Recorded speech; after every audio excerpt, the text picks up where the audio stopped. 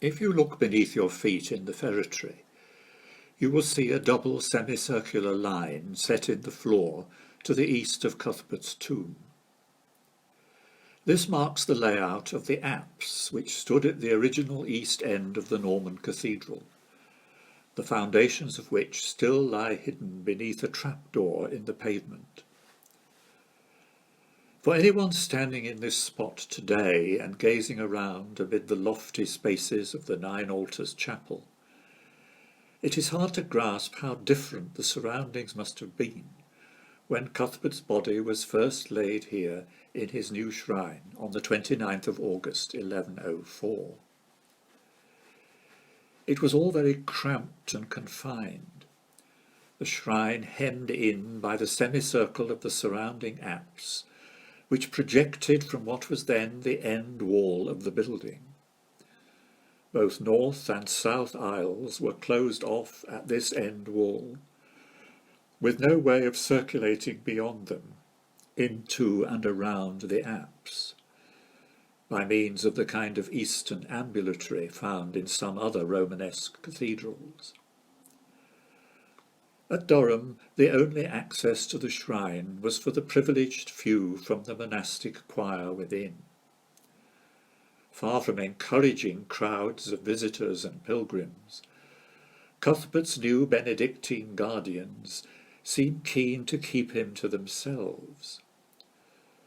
They might indeed have been reading their Bede, who in his Life of Cuthbert reported the saint's deathbed instructions to his fellow monks on Lindisfarne to bury him in the interior of the church, so that they themselves might keep control of who came and went at his tomb.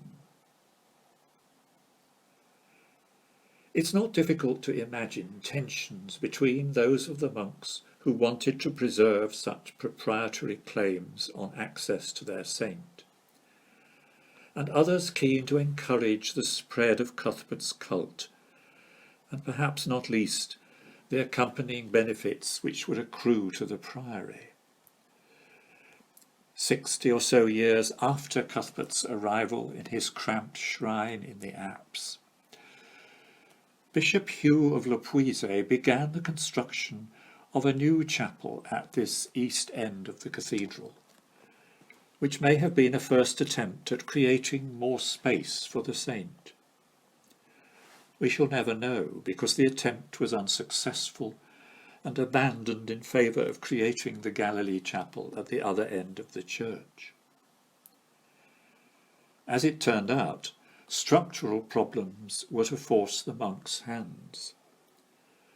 By the 1230s, the vault of the apse above the shrine was riven with huge cracks and seemingly in danger of collapse.